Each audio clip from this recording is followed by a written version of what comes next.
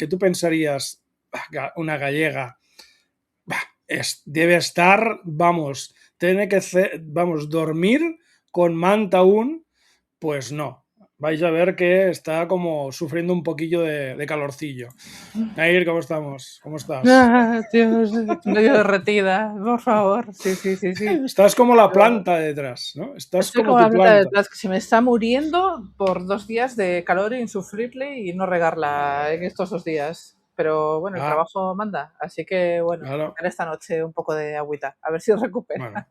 Bueno, eso es importante. A ver si pasa un poquito también este calor así un poco raro que os hace por ahí arriba, porque claro, no es muy normal a principios de verano aún que haga esto, pero bueno, esperemos que no haga mucho. Tenemos otro hombre, en este caso un capitán, y como es un capitán, igual con el velero ha salido a navegar por los mares del sur y no nota el calor. ¿Cómo estamos, amigo Antonio? ¿Qué tal? ¿Cómo estáis, Jordi, Nair? Pues nada, no corre nada de aire y dice que mañana y pasado va a hacer peor. Así que seguramente me vaya a enfrentar a un motín. Sí, se me van a amotinar. Sí. Habrá que racionarles el ron. Una noche maravillosa para hacer directo.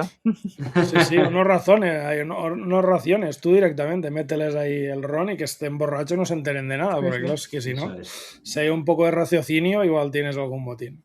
Pues nosotros, bueno, hace unos días estábamos hablando y decidimos hacer un especial sobre cine latinoamericano clásico, evidentemente, del cual yo no conocía ni una de las solas películas que nos dio a elegir, nos dio Nair, o sea que perfecto, me ha parecido muy bien porque he descubierto películas que me han gustado, todas me han gustado, pero algunas quizás más que otras, evidentemente, pero todas me han parecido muy interesantes y para mí desconocidas, cosa que es muy interesante. Hola, amiguitos, Guillermo. Yo también os digo una cosa, estas películas para mí también eran desconocidas hasta hace relativamente poco, porque yo no las descubrí hace años, yo las descubrí gracias a que antes hacía directos en TikTok y en TikTok había mucha gente de LATAM que me seguía y bueno, me comentaban los directos y demás, y fueron películas que me fueron recomendando estas personas. Entonces, bueno, que aparte de recomendaciones mías, son recomendaciones de mis seguidores, ¿vale? Porque,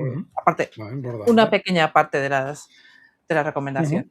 Bueno, ahí está la gracia, ¿no? De tener contacto con la comunidad, ¿no? Que nos retroalimentamos, nos damos, bueno, pues siempre algún consejo, alguna sugerencia, alguna película. Yo tampoco las conocía. Sí que es verdad que había escuchado el título de alguna, digo, ostras, esto me suena. Eso sí.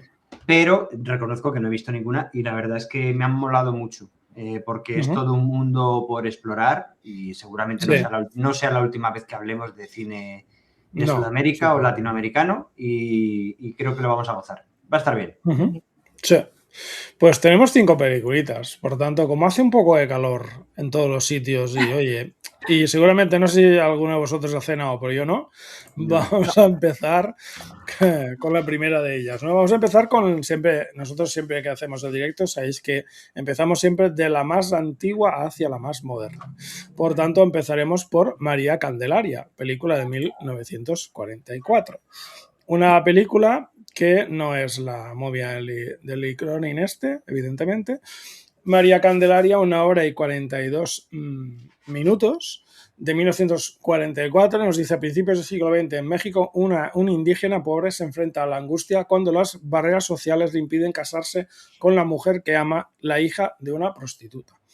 Dirigido por Emilio Fernández, también guionizado por Emilio Fernández, Mauricio Magdaleno. Y evidentemente los artistas son lo más importante de la película. Dolores del Río como María Candelaria, Pedro Armendáriz como Lorenzo Rafael, Alberto Galán, Margarita Cortés, Miguel Inclán, Beatriz Ramos, Rafael Icardo, Julio Auet, entre otros. Pedro Armendáriz podría ser que hubiera salido en alguna peli, James Bond de Sean Connery. Sí, algo así salía, sí. A mí me suena. Me suena a mí también, me suena, sí. Voy a buscarlo a ver. Sí. Yo creo que en las primeras sale. En Desde Rusia con Amor, creo que es. Y quizás. Mira, lo acabas de clavar, Jordi.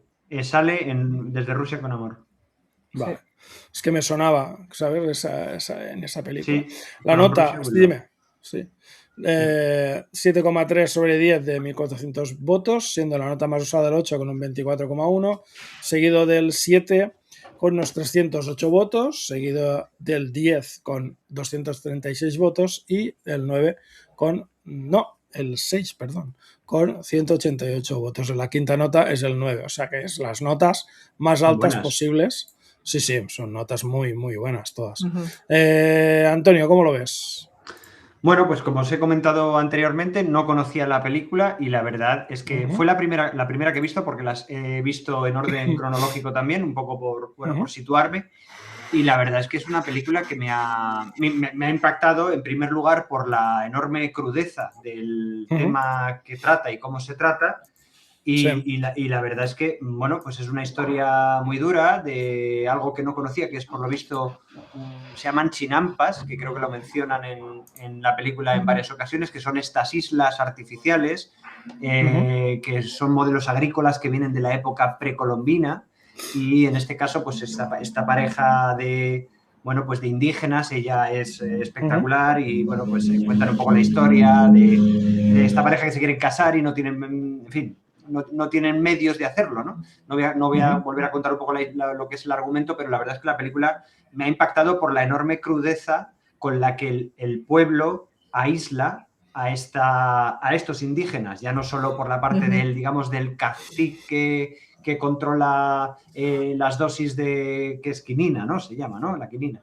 Y todos los medicamentos y demás, sino toda esa mezcla entre machismo, clasismo y también hasta racismo, vamos a decir, ¿no? De una sociedad mexicana que estaba justo a punto de estallar la Revolución Mexicana creo que es del año 1913 o entre 1910 y 1913, creo que la película está basada en 1909, entonces viene a reflejarte una sociedad marcadamente, vamos a decir, racista, en la cual hay un sistema opresor por parte de las élites locales, masculinas, y bueno, pues es una historia dura, muy dura. A mí en algunos momentos me ha recordado, no sé si a vosotros, chicos, os lo ha parecido, pero a mí visualmente me ha recordado a Frankenstein.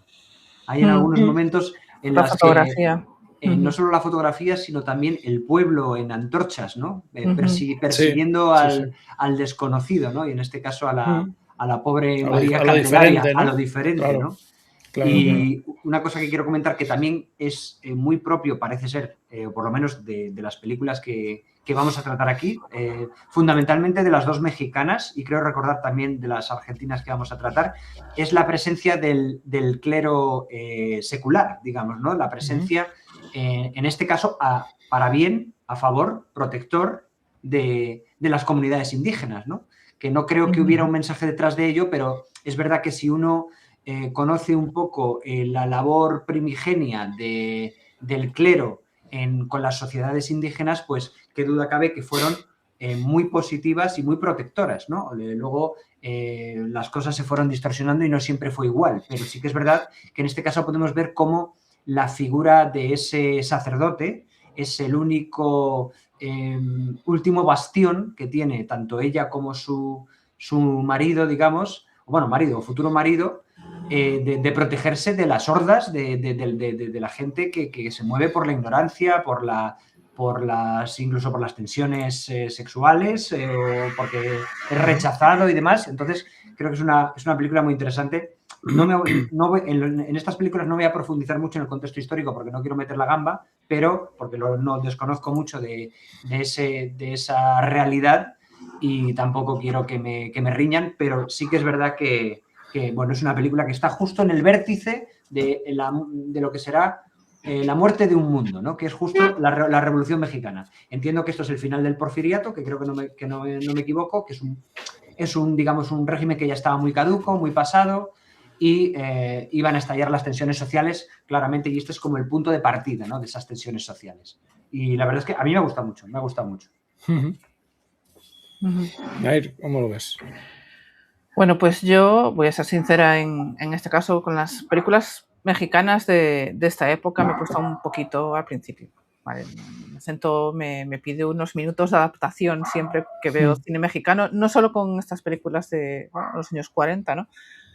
pero sobre todo cuando los personajes pues hablan en registros más populares, ¿no? Con las argentinas no me pasa, porque bueno, tengo familia en Buenos Aires y vienen mucho y el acento porteño lo tengo bastante controlado y tal, pero con el mexicano me cuesta un pelín, Y lo digo porque yo creo que hay gente que le pasa lo mismo y no se atreve a decirlo y eso hace que no se acerquen películas que merecen mucho la pena, como por ejemplo puede ser esta o pueden ser las películas argentinas o películas chilenas y demás, ¿no? Dicho esto, a mí María Candelaria yo creo que es una película que merece cada minuto de adaptación a la película y si quieres la puedes ver otra vez, ¿vale? Y lo primero que te golpea, más allá de esa crudeza que comentaba Antonio, es la fotografía. La fotografía es de Gabriel Figueroa, que es uno de los grandes directores de fotografía del cine español, que bueno, aquí está en su mejor momento. Es el director de fotografía de películas bueno, de la etapa mexicana de Buñuel, ¿no? Que, por ejemplo, creo El Ángel Exterminador y Los Olvidados, de él. También es el director de fotografía de Macario, que bueno, Macario es otra película mexicana que estuve a punto de recomendárosla, pero bueno, como ya había metido esta, pues no quería meter otra, no es igual, pero bueno, es un poco fantasiosa y tal, pero yo la recomiendo también. Y bueno, y aquí los planos de bueno, las chinampas y la niebla sobre el agua y también Dolores del Río navegando entre las flores y todo esto de los canales y tal, a mí me parecen unos planos súper preciosos, ¿no? Es una época donde la fotografía pues te construye un mundo. Lo veremos en otra película que vamos a ver más adelante, que no es mexicana, sino que es argentina, que también me encanta la fotografía, pero bueno, ya lo comentaremos. Aquí la fotografía, me gusta mucho cómo iluminan lo que son los rostros de los personajes. Y hay que tener en cuenta también que esta película es de 1944, ¿vale? 44, la industria cinematográfica habitualmente pues representaba a los personajes indígenas como decorado también, y en esta película los indígenas no son solo decorados, sino que son los personajes reales con su personalidad y demás. A mí lo que más me gusta de la película también es que, como dice Antonio, pues no intenta suavizar nada, ¿no? El pueblo no es un pueblo pintoresco como a lo mejor en Hollywood te pueden plantear un pueblo mexicano, sino que es un pueblo, pues que es un pueblo cruel, ¿no? La pobreza... Acaba de pasar una moto de gran cilindrada. Era un cohete. Sí. Sí. Y al final, pues es bastante devastador en este caso. No vamos a contar. Que no vamos a hacerlo, claro. Evidentemente. Pero bueno, ir preparados porque es bastante devastador, por decirlo sí. suave. De hecho hay una foto que ha pasado y ha pasado final, lo he pasado más rápido que he podido, porque no que vamos a hacer un spoiler. Sí, es lo que decís vosotros, ¿no? La fotografía también está muy bien lograda. Según el ChatGPT, fue la primera película latinoamericana en obtener un premio importante en el Festival de Cannes.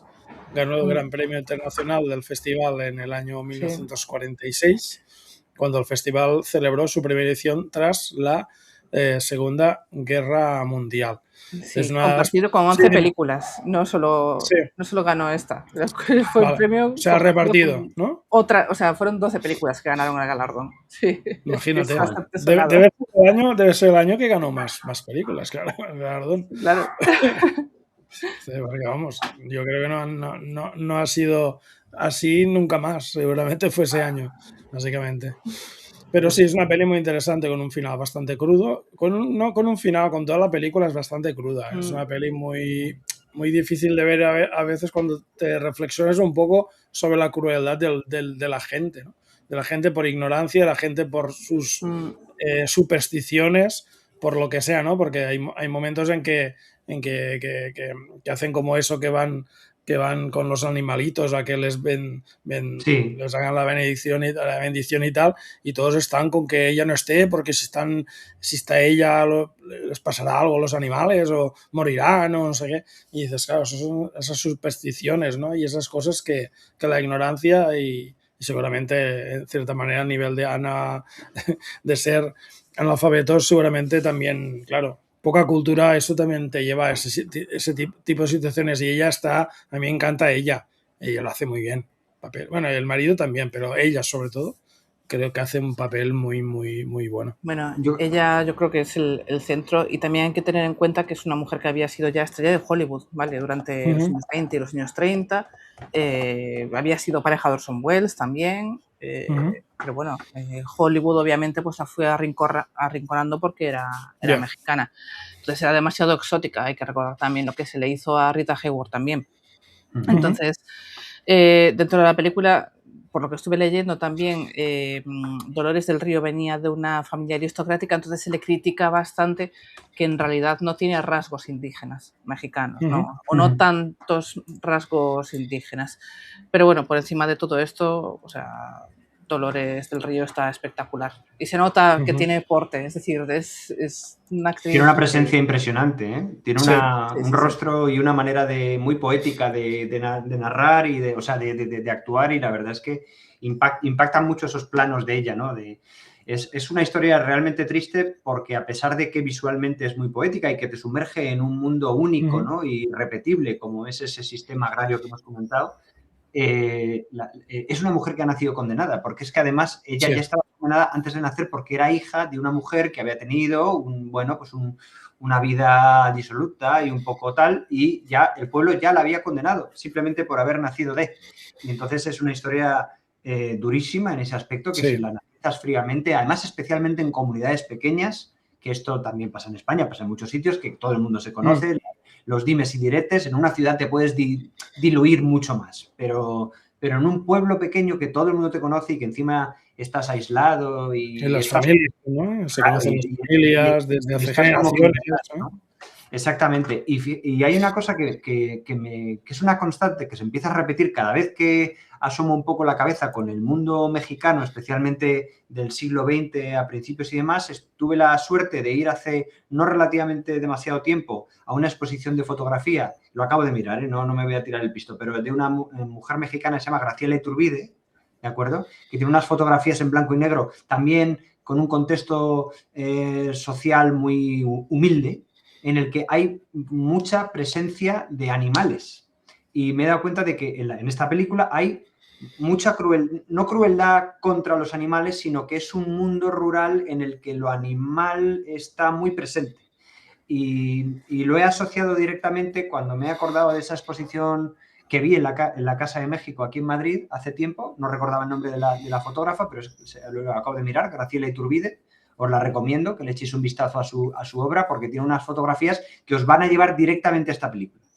Sobre todo esa presencia descarnada, que creo que tiene mucho que ver con la esencia del ser mexicano, especialmente de ese México rural del siglo XX, o por lo menos de la primera mitad del siglo XX, que es tan áspero, tan duro. O sea, no hace prisioneros, ni con los animales ni con las personas, y es muy, muy, muy, muy duro. Entonces me ha llamado la atención por lo descarnado, ¿no? de toda la historia.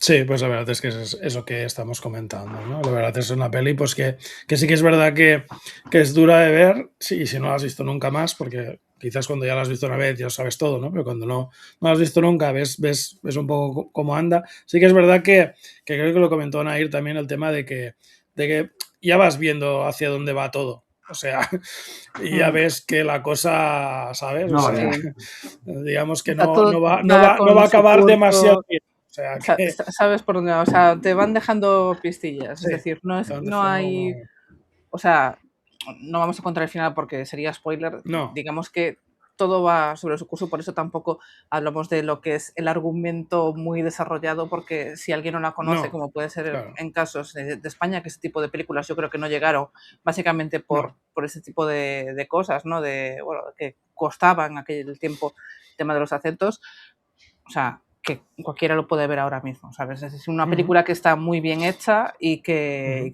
totalmente recomendada para cualquier persona que se quiera acercar al cine clásico de LATAM.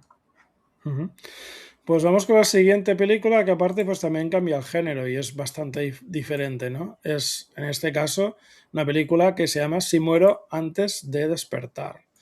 Es una película que dura 1 hora y 13 minutos, también muy interesante el tema de que las duraciones no son duraciones muy largas, sino que de ese tiempo también ya se iba mirando mucho el tiempo, cosa que es muy interesante, del año 1952.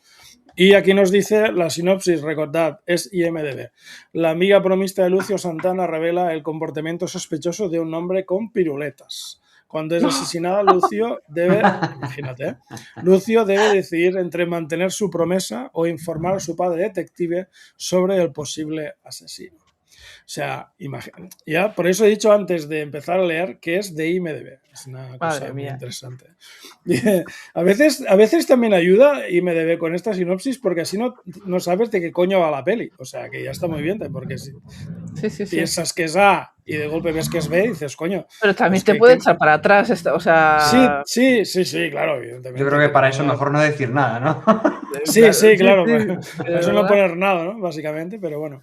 El director Carlos Hugo Christensen, también guionistas Cornel Ulrich y Alejandro Casona, con, en este caso, Néstor Zabalce como Lucio Santana, Blanca del Prado, Floren del Bene, Homero Cárpena, Enrique de Pedro o Virginia Romay.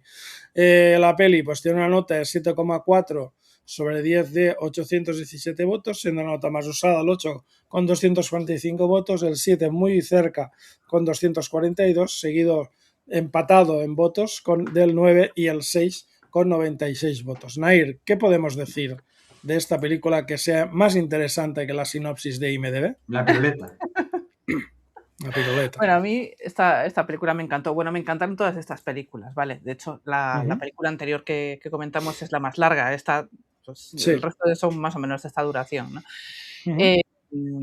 Pues es de esas que ves sin saber nada y cuando termina te quedas pensando que cómo es posible que no la conocieras, ¿no? Eso es. Porque, es decir, o sea, y me pasa con otra que vamos a comentar también, pero bueno, es normal, ¿no? Porque ya os digo que obviamente por la época en la que son estas películas y en la época de España y demás, los años 40, 50, obviamente no iban a entrar este tipo de películas, ¿no? Pero bueno, más de eso.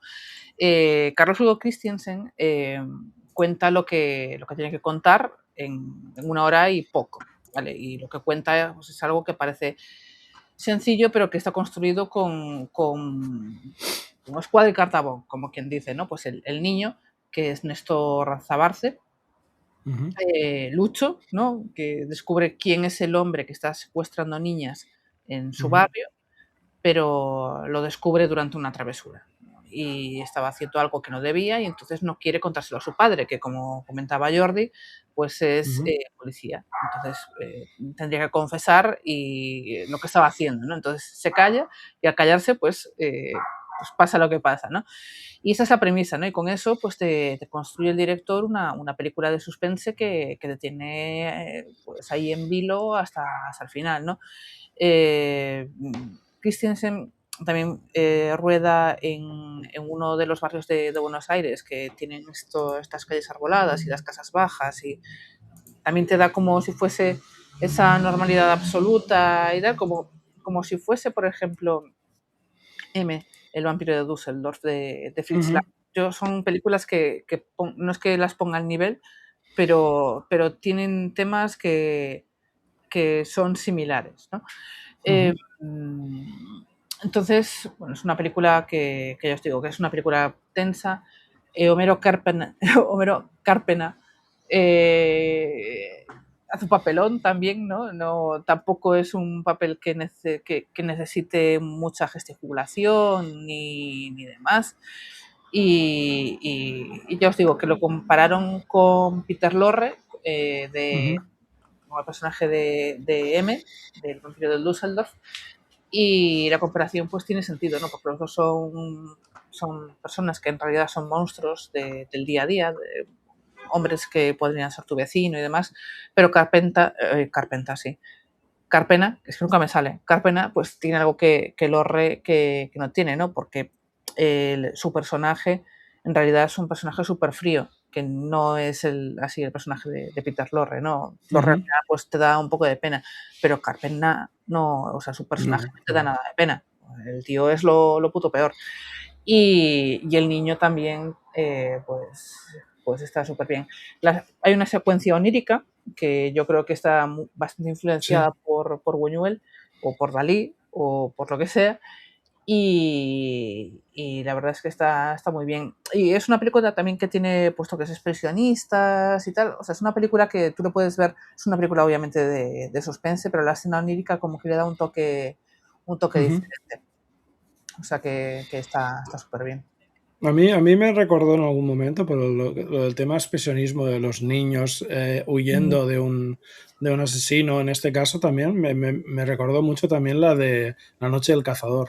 Sí, sobre todo la segunda parte. Un poco por la segunda parte, sí, más que por la primera, evidentemente. Sí, es una peli que a mí me ha gustado mucho. Sí que os he dicho, creo, por el chat que al niño los primeros 15 minutos lo hubiese tirado a un barranco, pero porque es un niño, esto es un poco repelente, pero que a la vez, en principio te puede parecer un niño un poco traviesillo y todo y tal, pero al final también ves que el niño tiene buen corazón, ¿no? Y que se tiene como ese debate moral, ¿no? De si romper la palabra, porque se lo dice a su madre, no, tú no sabes lo que te dice tu padre, lo único que tiene un hombre es su palabra, ¿no? Si rompes la palabra no eres nada, ¿no? Entonces, pues eso ayuda un poco a mantener la tensión, ¿no? Hacia el final, hacia la segunda parte del filme. A mí me ha parecido muy interesante, no la había visto y me ha parecido una muy buena película. Antonio, ¿cómo lo ves?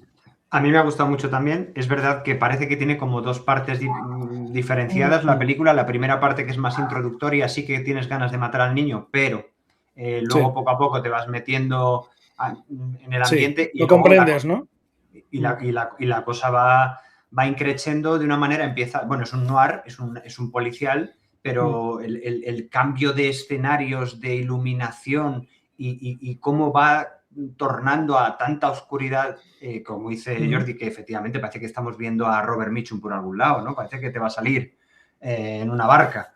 Es un noir brutal, o sea, en lo que acaba, ¿no? Es casi terror. Entonces, a mí ese cambio me ha fascinado, porque realmente la película te va llevando de la mano y tú vas cada vez empatizando más con el niño y te das cuenta de que la primera promesa que él cumple, es, digamos, desde su perspectiva de niño, vamos a decirlo así. Luego hay unas elipsis muy buenas en la película porque está muy bien rodada y utiliza muy bien esos recursos narrativos, como es, por ejemplo, lo de pintar o lo de escribir con pluma en sus libros nuevos el curso en el que va pasando, ¿no? Tercer curso, cuarto curso, no sé cómo lo llaman, quinto curso, quinto grado. Y entonces te vas dando cuenta de que el niño va entrando en una dinámica más prepuber y menos infantil, y eso también te hace entender que el niño ya empieza a tener una perspectiva de la vida diferente. El padre, ¿no? Este hombre que era segundo de inspector, ¿no? Que a punto de dejarlo, ¿no? En la policía porque parece que no le valoran lo suficiente. Cuando cuenta que él la vocación la llevaba en la sangre, ¿no? Porque su padre también había sido inspector de policía, ¿no? Pues parece ser que el niño ha encontrado su vocación también porque la lleva en la sangre. Porque hay una cosa maravillosa en la película y es la sorprendente empatía que tiene el espectador en el momento que el niño deja de ser niño y pasa a ese mundo tan horrible de los adultos, la peor versión de los adultos, y es cuando empieza a hacer los trucos, que si dejar los botones mientras está siguiendo las pistas de las tizas de la niña. O sea, cómo él, a pesar de lo que le diga la gente, los adultos, el mundo adulto, él está determinado a resolver la cuestión, ¿no? Y también un poco tiene como esa cita con su propio pasado, porque él siente que pudo hacer algo más en la primera versión y creyendo que estaba haciendo lo que tenía que hacer porque se lo dijo su padre, y luego resulta que ahora lo que tenía que haber hecho era actuar, ¿no? Entonces, en la segunda opción, digamos que no especula y va por ello, y además de una manera muy inteligente. Hay unos planos buenísimos de cómo el niño trata de salir de la habitación que está encerrado, cómo empuja la llave para que caiga en un periódico. Está estupendo. Y la verdad es que la película me gusta mucho y hay cosas que me llaman la atención, y es, por ejemplo, el acento argentino de los años 50. no sé si el acento argentino en general, pero el acento, no sé si esto está ambientado en Buenos Aires, entiendo que sí, sí. cerca. Sí, es de Buenos Aires, sí. Y es un acento porteño de los años 50 muy diferente al que te puedas encontrar hoy en día. Y es curioso. Es verdad que a lo mejor está más dramatizado y no es tan puro como realmente se habla en la calle, pero a mí no me ha dejado... vamos, me ha sorprendido bastante. Entonces la película me ha gustado mucho por diversas razones y estoy de acuerdo con lo que dice Nair, y es que creo que es una película que se tiene que ver. Esta es un must, que dicen los anglos, ¿no? Esta creo que hay que verla porque esta es realmente una película que es el típico cuento que se le cuenta a los niños para que viene el coco, pues hecho realidad. Me lleva un poco también a la película del cebo, de Ladislao Batlla, que también la hemos visto, ¿verdad? Que también tiene un poco que ver con este juego de adultos perversos que tratan de abusar de niños, pero es un cuento del sacamantecas, del coco, me da igual la versión que sea, ¿no? Muy interesante. Bueno, esta película, si os interesa, bueno, el director creo que fue a Nueva York o a Los Ángeles, bueno, no sé, a comprar los derechos de 3 cuentos del autor, que es Cornell Bullrich, que publicaba con un seudónimo que era William Irish, y los compró por casi nada. Entonces volvió a Buenos Aires, le encargó la adaptación a Alejandro Casona, que era un dramaturgo asturiano que se había exiliado a Argentina después de la Guerra Civil, obviamente, y al final querían hacer los 3 cuentos estos del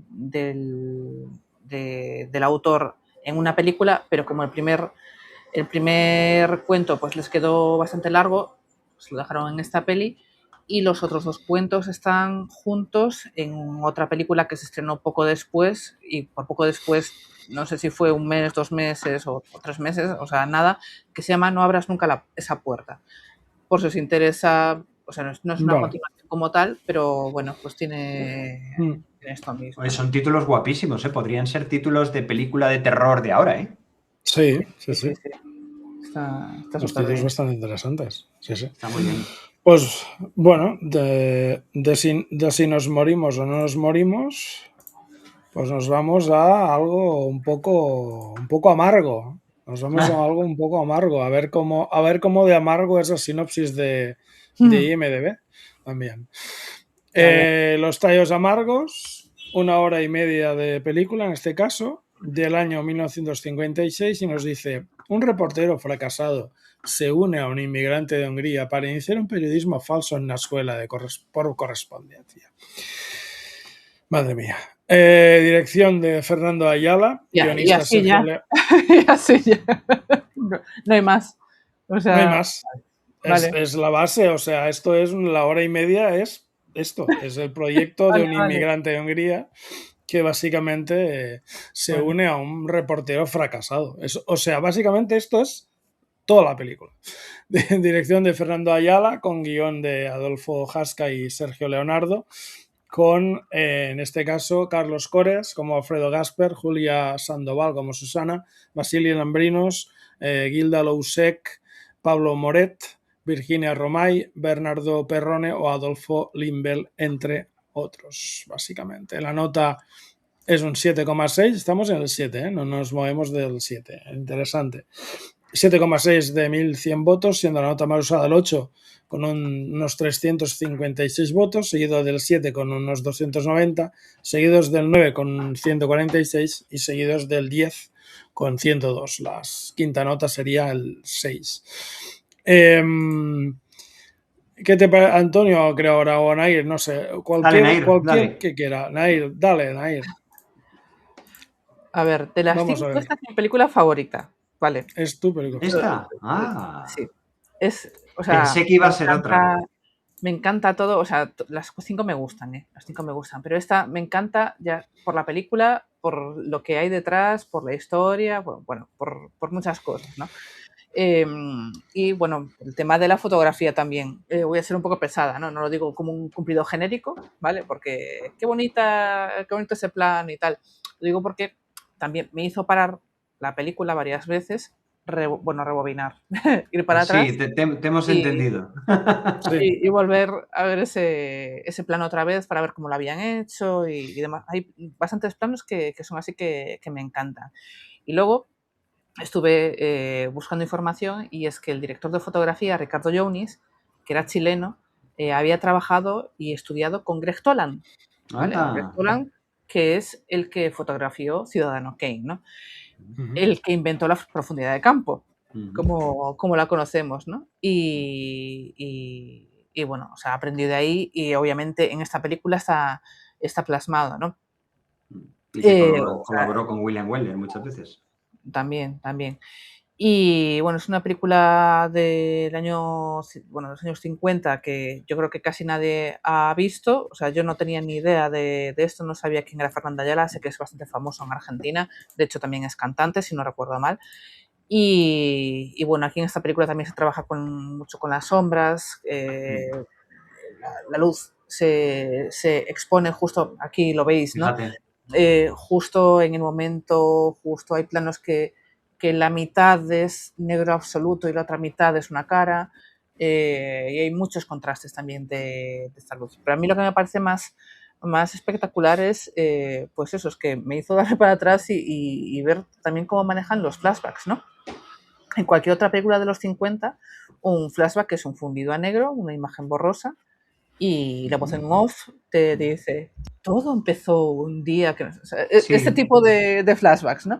Y entonces aquí pues no tienes eso, tienes otra cosita. Es que básicamente, bueno, pues le quitan la luz pues, de debajo de los pies y el narrador que se queda iluminado, pero todo lo que le rodea pues se convierte en oscuridad. O sea, está fenomenal la parte de los hashtags. La historia también me encanta porque es casi como El crimen perfecto, ¿no? Es cine negro de manual. Y a ver, yo creo que es mi película favorita de las 5 porque es una conjunción de todo lo que me gusta del cine, o todo lo que me importa del cine, ¿no? Una fotografía genial, la banda sonora también que también es espectacular, la historia sobre la mediocridad humana, ¿no? Contada sin juzgar a nadie, pero son mediocres todos, ¿no? Y una historia de supervivencia, en realidad, ¿no? Que es la propia película que parece sacada de una novela. Un negativo que se pudría en una casa a las afueras de Buenos Aires y luego la rescató. Esto vais a flipar. Rescató esta película de un desván el mismo hombre que rescató el metraje completo de Metrópolis. Joder, pues a ese señor habrá que hacerle una estatua, ¿no? O sea, sí, bueno, hay mucha historia sobre esto. De hecho, hay una... ¿Se conoce la vida y obra de este señor, de este buen señor? Sí, de hecho estuvo colaborando con la UCLA Film Foundation o algo así, o más, o sea, estuvo trabajando colaboró con Hollywood, ¿no? Y bueno, es un tío que se dedicaba a restaurar este tipo de cosas y, ostras, es que le debemos la versión completa de Metrópolis y le debemos esta película también, ¿no? Entonces, bueno, es que ya os digo que me gusta toda esta película, o sea, no le puedo poner ningún pero. Y encima es que cuando acabas la película sabes por qué se llaman Los tallos amargos y no voy a hacer spoiler. Sí.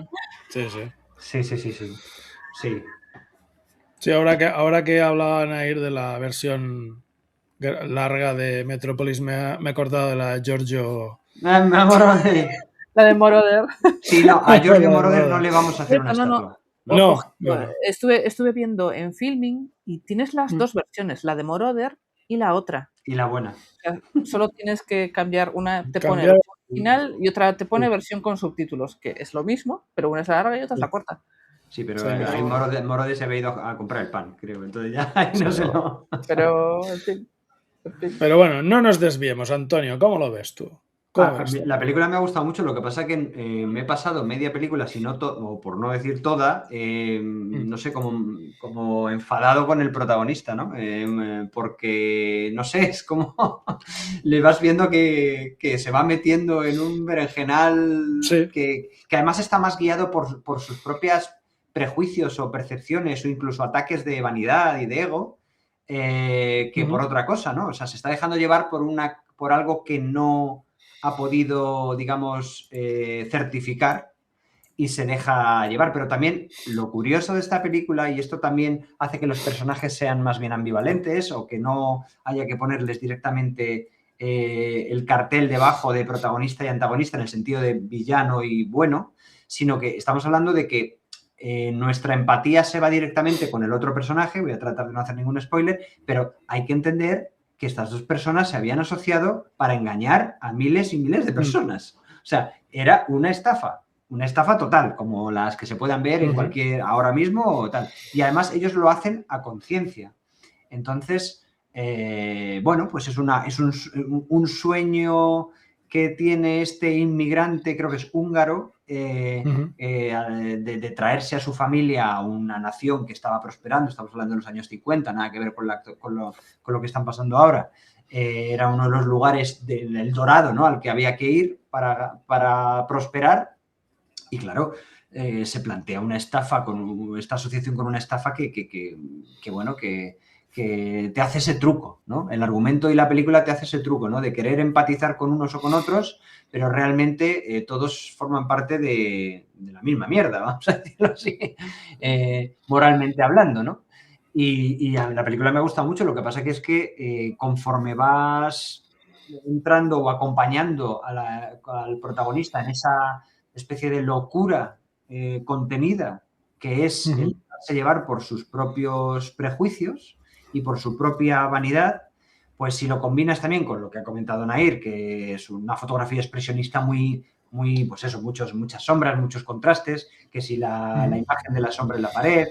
También recuerda mucho al cine negro americano, que son vasos comunicantes, ¿no?, también con el expresionismo alemán. O sea, podría ser una mezcla. Yo casi la veo más cine negro americano con algunos toquecillos expresionistas, ¿no? Pero vamos, que me vale cualquiera. Esa sensación incómoda que tienes en la película todo el rato del sudor pegado a la piel de los personajes, esas camisas sudadas, están incómodos, están despeinados, se ve que llevan tiempo sin poderse cambiar, están, bueno, pues en una situación, bueno, ese plano de ahí es totalmente expresionista.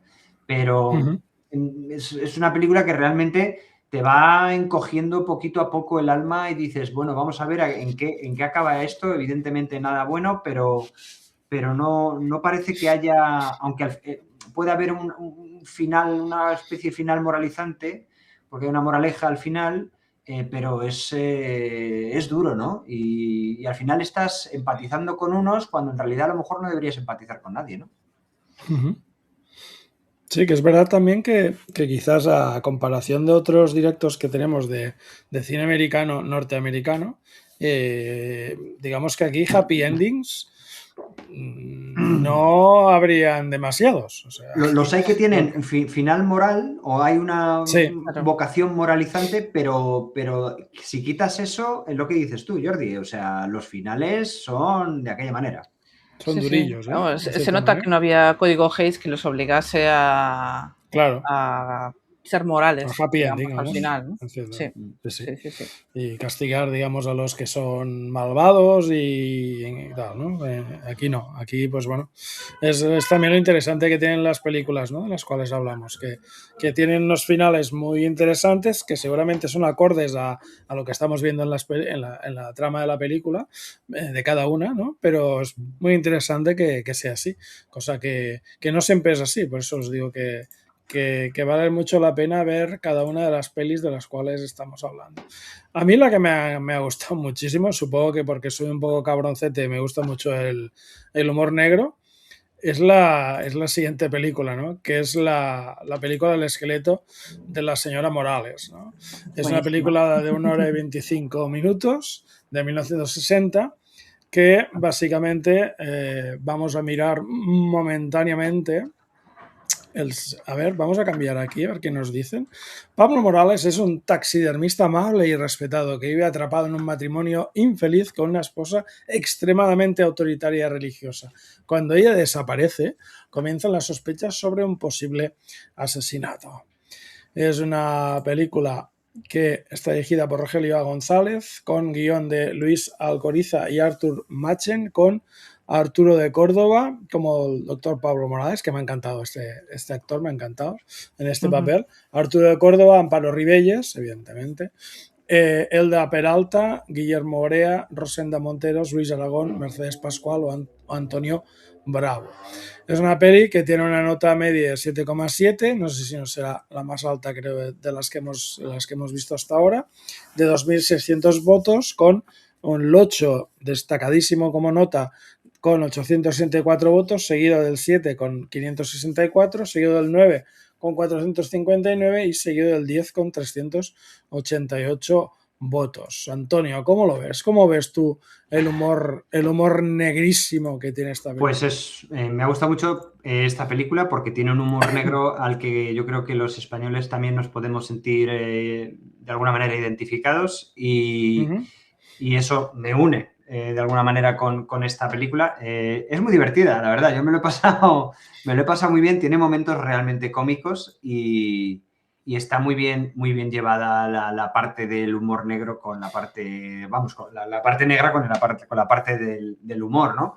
Y sobre todo lo que se ve claramente además, creo que hay una conversación que tienen ambos, como su mujer es profundamente católica y bueno, totalmente devota y es la primera en la parroquia, digamos, tienen ahí una conversación en la que dice, mira, es que nos quisimos en algún momento, pero ya hace mucho tiempo que no.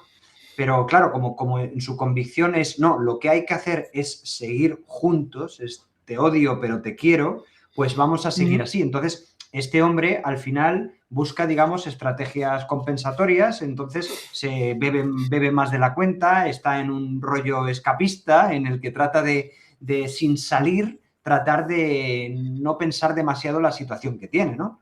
Y ella está completamente metida en no sé, en una coctelera de amor-odio porque odia el trabajo de su marido, porque es un trabajo socialmente poco aceptable.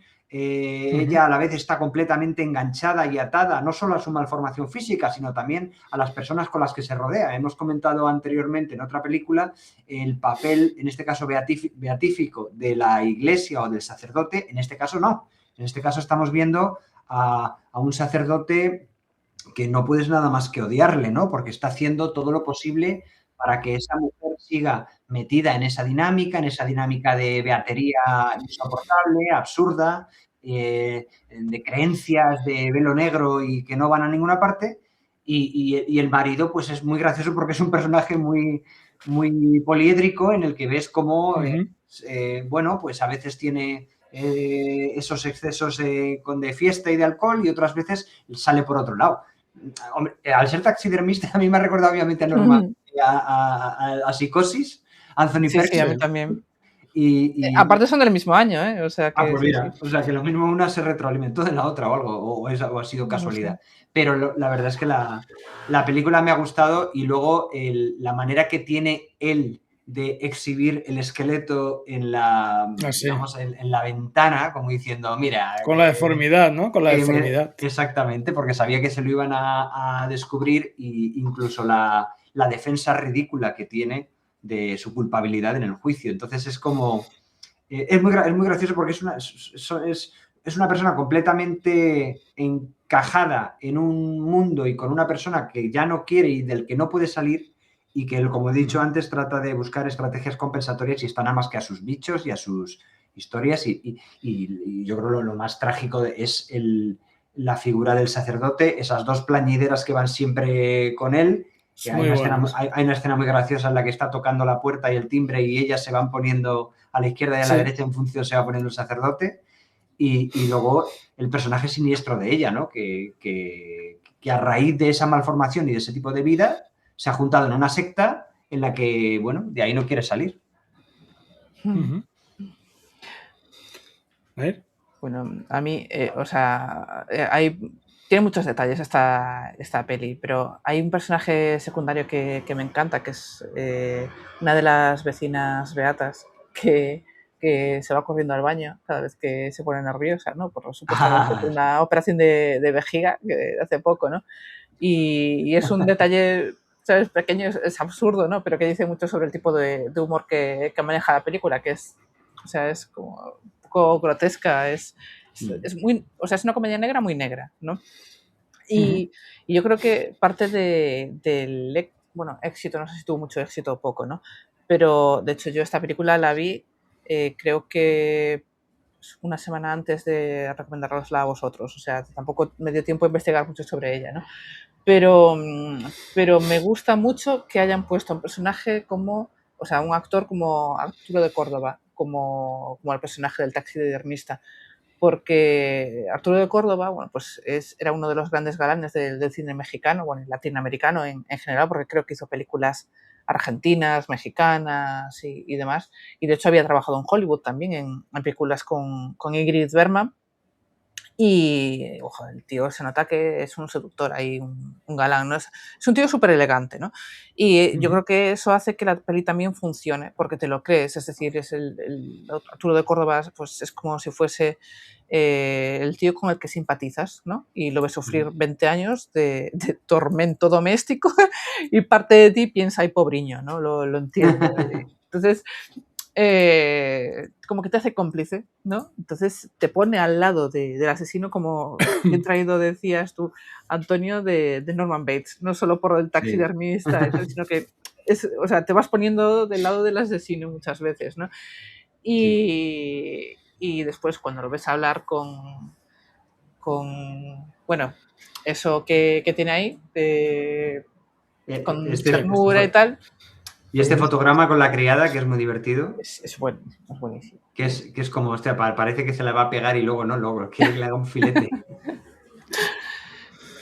Sí, es el humor negro muy interesante que tiene la peli, ¿eh? Está muy bien. Claro, y yo creo que también parte de eso, de esa agudeza, obviamente es parte de Luis Alcoriza, que era el guionista de referencia de Luis Buñuel también, que también se nota aquí, igual que en las películas de Buñuel, ese tono anticlerical, ¿no? O sea, Bueno, aquí está muy claro, claro. O sea, que clarísimo, ¿no? O sea, igual que en Viridiana y tal, pero, o sea, se nota que los guiones de Alcoriza pues tienen este rollito, ¿no? Y lo que sí sé es que es una adaptación de un cuento o de una novela o algo así, que una novela, un escocés o un galés, una cosa así, y entonces lo adaptó. De hecho, tú lo ves y parece que es una película mexicana de guión original mexicano, porque tiene pues, muchas cosas que son mexicanas, ¿no? Son propias de la cultura. Entonces yo creo que la adaptación también la hizo súper bien, la adaptación, porque supongo que dejaría de lado todo lo escocés o lo que sea y le añadió pues temas mexicanos. Y que creo que también eso empaqueta muy bien la película. O sea, ahí me parece genial. Y luego, obviamente, pues está el tema del machismo. Obviamente, aquí en la película, el machismo mexicano, que ya se había explorado en otra película de Buñuel, por ejemplo, en Él, que está súper bien también. Pero, o sea, a mí me encanta este humor negro que tiene la película. Es decir, el resultado es una comedia en realidad, pero que es una crítica social disfrazada de pues esa comedia macabra, como quien dice. Me acabo de dar cuenta, no había caído, que otra vez una película mexicana en la que hay presencia de animales, en este caso también, disecados, pero vuelve a haber mucha presencia en cámara y muchos planos, en este caso, de los animales disecados del taxidermista. Pero me acabo de dar cuenta, pero es verdad. O sea, ahí hay como una constante que empieza a aparecer en todas las cosas que veo de México, todo tiene que ver con eso. O de alguna manera. Sí. Está muy bien la película, me ha gustado. También, en cierta manera, hoy en día es evidente que se calificaría la relación del matrimonio como tóxico, ¿no? Porque ves a la mujer, ¿no? Que ese momento que él dice, pues me voy, ¿no? Como si, pues me voy de aquí. Y ella, no, por favor, gritando, ¿no? No me pegues. O tal, como si estuviera pegando y dice, pues sí, yo no te he pegado nunca, ¿sabes? Y de hecho, al principio de la película, tú parece que le das la razón a ella, ¿no? Porque tal como habla ella, piensas, hostia, vaya marido que tiene, ¿no? O vaya personaje. Y claro, cuando vas avanzando la película, claro, pero ves al revés, o sea, vas variando hacia él, ¿no? Dices, ostras, ¿no? Pobrecito. Es como la vuelta al calcetín, ¿no? Realmente lo que dices, Jordi, te están presentando una realidad que aparentemente ya te está posicionando moralmente porque dices, vale, es un hombre borracho que... Sí, maltrata a la mujer. que venir a socorrerla y de repente le das la vuelta al calcetín y lo que te das cuenta es que hay una crítica social brutal a Total. este mundo dominado por la iglesia y en fin, y lo que hemos comentado, ¿no? Entonces, es curioso, ¿no? Cómo se le da la vuelta, ¿no? Y yo creo que el hecho de que sea humor negro también hace más comprensible esa vuelta al calcetín. Está muy guay, la verdad. Sí, sí. No tiene que ser fácil tratar esto, ¿eh? Por mucha adaptación que sea, tiene que ser complicado no hacer el ridículo en una comedia negra de este estilo, ¿no? Porque me da la sensación de que la línea es muy delgada y o te quedas corto o te pasas. Debe ser una cosa muy fina. O haces el ridículo o lo clavas, pero poco más. Sí, la verdad es que aquí en cierta manera, aquí lo clavan. Y bueno, pues vamos por la última peli que tenemos para hoy, para nuestro directo. En este caso es Crónica de un niño solo. En un orfanato estatal totalitario, un niño abandonado aprende el amargo precio de la libertad. Dirigido por Leonardo Fabio, también guionista Leonardo Fabio y Jorge Zuhair Yuri, o Yuray. Y después tenemos aquí, pues básicamente a las estrellas muy jóvenes de Diego Puente como Polín, Tino Pascali como el oficial de justicia o policía, Cacho Espíndola, Victoriano Moreira, Beto Gianola, Leonardo Fabio, María Banner o Elcira Olivera Garcés. La nota de la película, pues 7,4 sobre 10 de 931 votos, siendo la nota más usada por poco el 8 con unos 238 votos, 7 votos más que la segunda opción, que es el 7, con 231 votos, seguido del 10, la tercera opción, con 140 votos, y seguido del 9, con 116 votos. Esto no sería una comedia negra, Nair, ¿no? Exactamente. Sería otra cosa. Perdón, que estaba muteada y no pasa nada. No, bueno, es un drama, ¿eh? Un dramón de Leonardo Fabio, que también es otro cantante, y tampoco traje ninguna película de Hugo del Carril, que es otro cantante que también era director. Entonces, bueno, hay bastante madera de... Parece que los grandes directores argentinos clásicos también tenían que ser cantantes, ¿no? El tema, este guionista que dices tú que es Jorge Zuhair Yuri, en realidad es el nombre de Leonardo Fabio. El nombre real de Leonardo Fabio. Joder, es como Stephen King, que también publicaba con un seudónimo porque consideraba que no le iban a creer de todo lo que escribía, ¿no? Entonces... Claro. Entonces, a ver, en realidad es la historia real de Leonardo Fabio, que nació en un pueblo de Mendoza, y su infancia es lo que se llama, pues obviamente, marginal.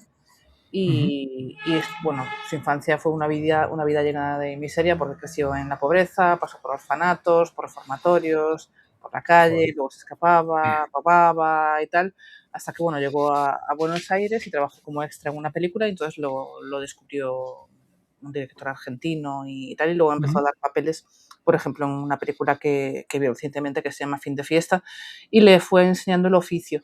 Y eso hizo que que abriese las puertas del cine. Y bueno, Fabio hizo su primer cortometraje, El amigo, en el 60, el año de El esqueleto de la señora Morales. Y aquí hay un detalle que dice todo sobre quién era realmente Leonardo Fabio, y es que no tenía dinero para comprar película virgen, así que se iba a los laboratorios, retiraba material y lo ponía en la cuenta de Torre Nilsson, que era el director que lo había descubierto, sin que éste lo supiera. Vaya. Entonces es como si el director estuviese sacando la película del laboratorio. Y, o sea, le roba película a su mentor para hacer cine. Y cuando Torre Nilsson se enteró, no se enfadó. En realidad, pues le dio su beneplácito y para que hiciese su primer largometraje, que es este, que es la historia de su vida. Y luego, cuando necesitó dinero y demás para otra película y demás, bueno, pues empezó a dedicarse a la música y tal. El tema, película, ¿no? Otra película donde vemos una fotografía, como veis ahí en el fotograma anterior, que es maravilloso, con los contrastes y tal. Y en el reformatorio, que es donde vemos también la historia de este niño que tiene una vida súper dura, ¿no? De los maltratos, de cómo funcionan realmente los reformatorios en Argentina, o cómo funcionaban, o es la visión de Leonardo Fabio de cómo funcionaba todo esto. Pues en el reformatorio la cámara siempre mira desde arriba, ¿no? Los planos cenitales que hacen que los niños parezcan pues, más pequeños, ¿no? Más insignificantes dentro de esos espacios gigantes y vacíos como el reformatorio, y las sombras y demás de las rejas se proyectan siempre sobre las paredes como si en realidad estuviesen encerrados, como si fuese una cárcel, ¿no? Y la luz en los interiores es muy escasa y, sin embargo, como vemos ahí, en los exteriores es muy blanca, hay mucha claridad. Y por eso también es otro de los aspectos destacados de la fotografía de esta película, es eso. Los actores que vemos aquí no son actores profesionales, ¿vale? Y yo creo que eso se nota. Y de hecho la película a mí me recuerda muchísimo a lo que es el neorrealismo italiano, y creo que por eso Antonio pensaba que esta película iba a ser mi preferida. Sí. Creo, no sé, Sí, no sí, tengo sí, pruebas, pero tampoco dudas. Eso es.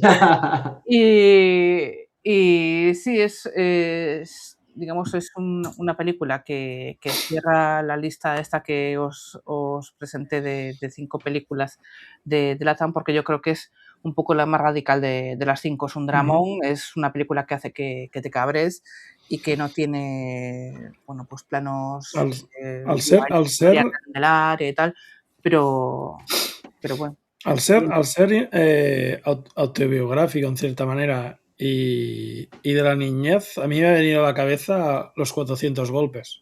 Sí, también. sí, totalmente. Sí. Totalmente. Sí. Porque también es un drama yo creo que también diferente, evidentemente, claro. Sí, pero aquí te pone delante del niño y te lo cuenta como si fuese casi un documental, ¿no? En realidad está diciendo, pues esto es lo que me pasó y te lo voy a contar y tal, y luego te dice, bueno, pues igual que comentábamos con las películas de Hollywood que tenían que tener ese final moralizante y demás, pues esta película en realidad no es eso, simplemente te cuenta la vida y de cómo va pasando las penurias este señor que salía, no, otro. Sí. O sea, ahí veis, ¿no? Pues cómo está en el reformatorio con sus colegas. O sea, es una película que es un dramón, para mí, muy similar a lo que son las películas neorrealistas del neorrealismo italiano. Italianas, ¿no? Y si os gusta ese género como a mí, pues esta película os va a gustar. Sí, a mí me recordó mucho a Milagro en Milán. En algunas cosas me recordó mucho a Vittorio De Sica y no pude evitarlo, me llevaba directamente allí. Es neorrealismo, pero en otro país. Y luego es como si Sorolla, en vez de pintar niños desnudos en la playa, lo hubiera hecho de clase alta, lo hubiera hecho de clase humilde y en Argentina, ¿no? Es como un cuadro de Sorolla, pero neorrealista, ¿no? O sea, algo así. Es una película que evidentemente se nota que de todos los desde mi punto de vista, claro, de todos los directores de todas las películas que hemos tratado, es el director que mejor se asoma a una cámara, porque el componente poético, narrativo, visual que tiene esta película es la mejor de todas. Para mí es la mejor de todas con diferencia, no tanto por la temática, no tanto por otras cosas que comentaremos, sino por lo que digo, porque se ve que hay un director con criterio detrás. Creo que encima esta fue su ópera prima, me parece, no estoy seguro. Sí, es lo que comentábamos. Es decir, la fue construyendo con la película robada para hacer su primera película y entonces Torre Nilsson le dijo, haz tu primera peli con mi... Es una cosa bestial, es como para tenerlo en cuenta. Estamos hablando del Orson Welles del cine argentino o algo así, ¿no? Es una cosa brutal. La película es fantástica visualmente, ya te digo, yo en esta película es donde he encontrado, y creo que Jordi va a estar conmigo porque ha debido tener el mismo problema que yo, es donde he encontrado también porque la calidad de la cinta que he visto no era de buena calidad, es donde he notado que yo me perdía con el slang, vamos a decir, argentino, y encima no solo de los años 50, sino encima de niños, que los niños ya de por sí tienen una propia tal. O sea, ponte tú a escuchar hoy en día a un niño de esa edad que no te enteras de nada, con tanto anglicismo y tanta historia, pues en aquella época pues igual. Y yo reconozco que había un momento... Yo tampoco entiendo mucho a los niños de ahora de España. Por eso te digo que... de colegio de aquí, ¿sabes? Pues imagínate en otra época y en otro país, o sea, ya para volverte loco, ¿no? Entonces, claro, era complicado. Pero es verdad que es una película que es casi un documental porque, aunque todos los documentales tienen una visión, todos los documentales ponen la cámara en un sitio enfrente a otro, se discrimina un plano frente a otro, todos los documentales están dando una opinión, la opinión del director. No hay un documental químicamente puro que no esté dando una opinión, eso no existe. Pero sí que es verdad que desde ese punto de vista el director no trata de hacer juicios de valor de nada, sino simplemente él lo que trata es de retratar aquello que ha vivido, aquello que ha conocido, ¿no? Y lo más brutal de la película para mí es el hecho de que el final de la película te deja con la sensación de que ese niño sigue perdido y va a seguir perdido durante muchos años y que solo dependerá de la suerte o del azar que no acabe mal. Porque lo que has estado viendo es un niño que tiene voluntad de escapar de los sitios en donde está, pero que fundamentalmente se mueve por astucia, por lo que sea, porque es muy vivo, pero nada te garantiza o nada le garantiza al espectador que está viendo que no vaya a pasarlo mal ese niño cruzando una esquina, porque se encuentre con, yo qué sé, con una situación violenta o que le vuelvan a encerrar o cualquier historia. Entonces es muy descorazonador ver que la película solo es el comienzo de una infancia que tiene muy pocos visos de ser recuperada. Y yo creo que es lo que se trata de expresar la película y es lo que más me ha emocionado de la película, ¿no? Y aparte de su planteamiento visual y poético, que creo que es el más fuerte con diferencia. Insisto que el director sabe lo que hace. Ausencia completa de banda sonora.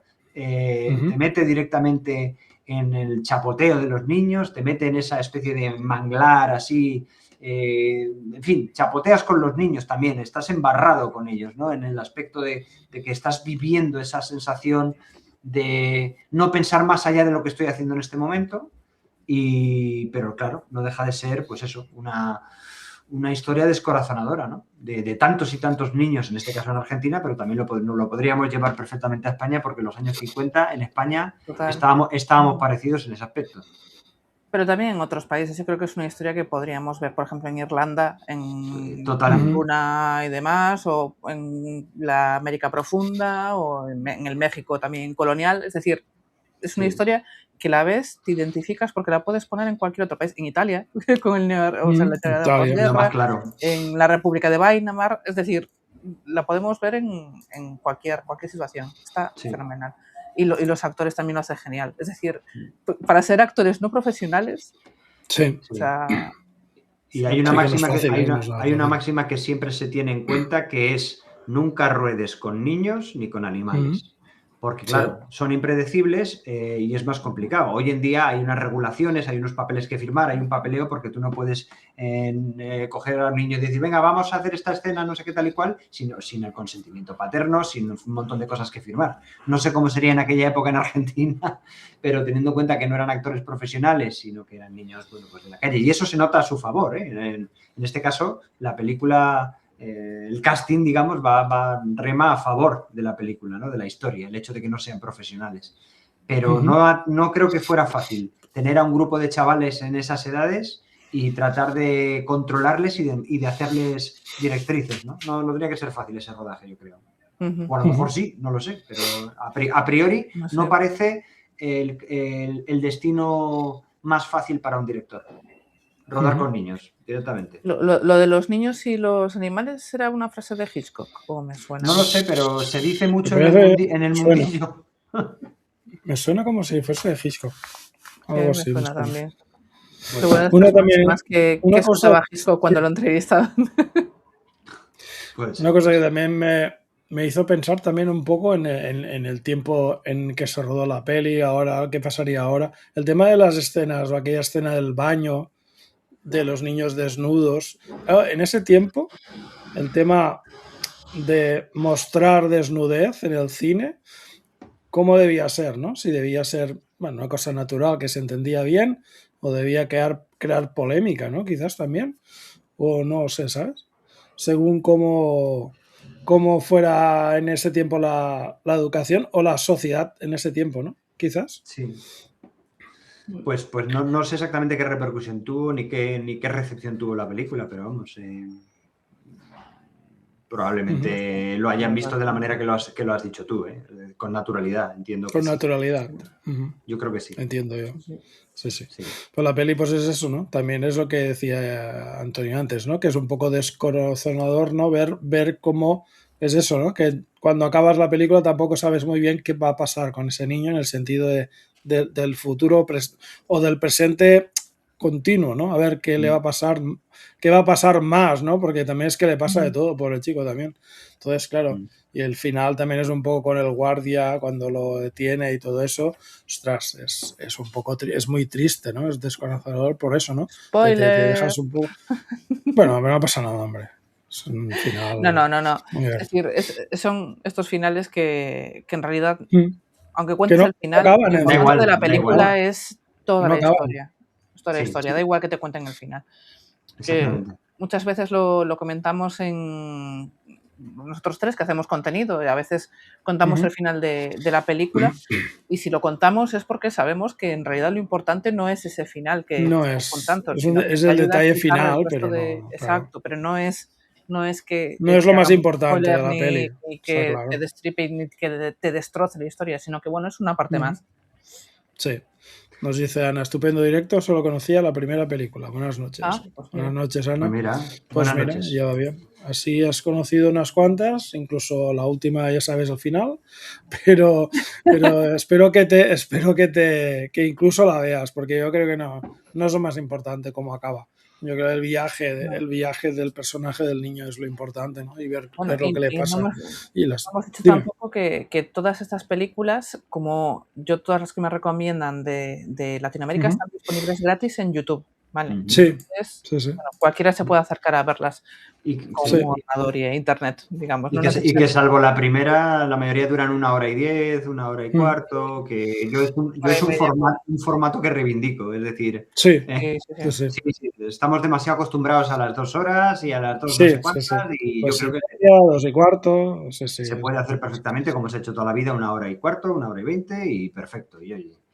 Y no sé si os acordáis de una última escena que me llamó la atención, y es que el protagonista, el chico, justo antes de encontrarse con el caballo, o ya con el caballo, no me acuerdo, antes de cruzar la calle, hace una mirada descaradísima a cámara.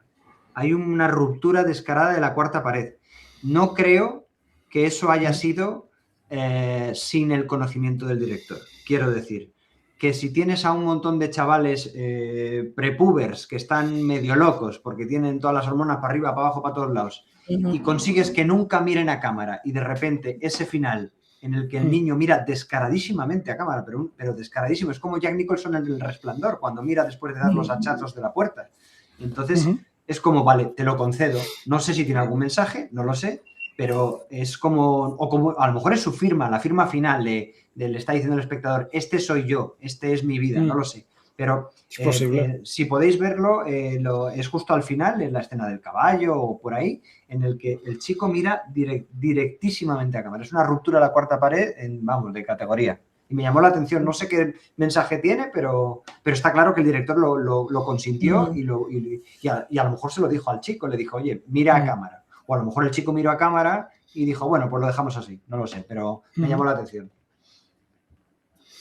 Sí, es posible que sea lo que también has dicho tú, ¿no? Que sabiendo que es su historia, que fuera como un final así, ¿no? Diciendo, pues miro a cámara porque quiero que sepáis que es mi historia, ¿no? Que es mi historia real. Podría ser también, ¿eh? Sí. Pues bueno, penúltimo directo de la temporada antes de pillar unas vacaciones merecidísimas para que no nos pase como en la planta de Nair, que quiere decir básicamente que estemos tranquilos durante 2 meses. Recuperarla y pásanos una foto recuperada. Sí, solo que le pongas agua y yo creo que ya está. Sí. Queremos verla recuperada. Nair, ¿qué? ¿El último directo dentro de 15 días? ¿Has pensado algo? Yo os iba a decir, bueno, temas tenemos pendientes, varios, pero a lo mejor, ya que vamos a inaugurar la temporada de verano, pues películas que tengan esa temática. A lo mejor... Películas fresquitas.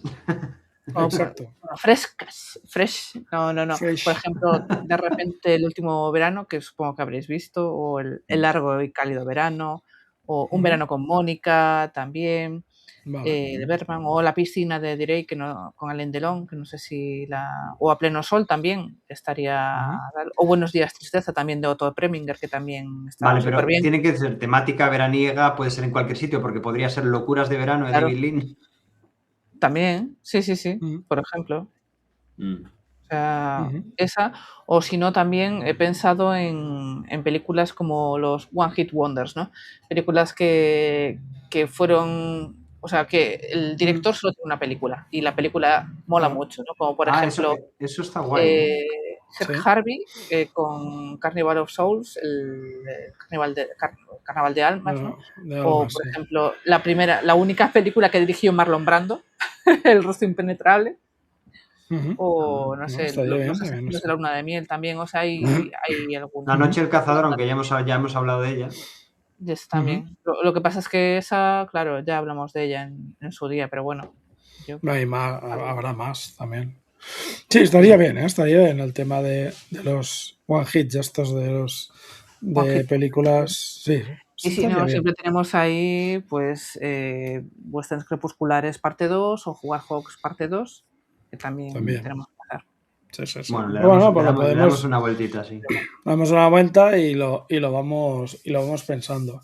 Pues bueno, como siempre, un placer tener a Irmillos con nosotros y a nuestro amigo Capitán Trotter Antonio en TikTok. Podéis seguirles en YouTube, podéis seguirles en TikTok, podéis seguirles en todos sitios. A mí también podéis seguir si queréis. Pero no por la calle, si puede ser. Eso te iba a decir, o sea. Sí, ¿no? Especifica que luego. Claro, es que si no, la cosa está un poco jodida. Y nosotros volveremos pues el lunes. El lunes haremos un directo creo que es el lunes, haremos un directo con Gonzalo Navas hablando de la pelista que está de moda ahora, la de Backdoors, que también la ha visto. Y la semana que viene volvemos con Fantaterror, otra vez con nuestro amigo Luis Uraga el jueves. Y hasta entonces, pues descansad, cenad, como vamos a hacer, no sé si los tres, pero yo sí. Yo voy a cenar ahora y descansamos un poquito. Pues nada, amigos, gracias por estar aquí, como siempre decimos, y nos vemos próximamente. Chao, chao. Hasta luego. Chao. Gracias, chao. Chao.